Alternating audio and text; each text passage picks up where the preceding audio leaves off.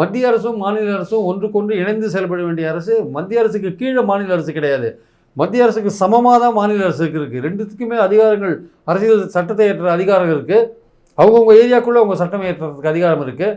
அதனால் அவங்களுக்கு மத்திய அரசுக்கு கீழ்ப்படிஞ்சவங்க கிடையாது மாநில அரசு அப்படின்னு அதையும் சொல்லியிருக்கார் அம்பேத்கர். அப்படிலாம் இருக்கும்போது மாநில அரசு மக்களால் தேர்ந்தெடுக்கப்பட்ட ஒரு அரசு சட்டமன்றத்தில் பாஸ் பண்ணுற ஒரு விஷயத்தை அங்கே மத்திய அரசால் அப்பாயின்ட் பண்ணப்பட்ட ஒரு ஆள் ஒரு கவர்னர் உட்காந்துட்டு ரிஜெக்ட் பண்ணுறது, தாமதிக்கிறது. என்ன சொன்னார் இந்த ரவி? கிடப்பில் போட்டால் ரிஜெக்ட் பண்ண மாதிரின்னு சொன்னார். இப்போ இன்றைக்கி சுப்ரீம் கோர்ட் என்ன சொல்கிறாங்க?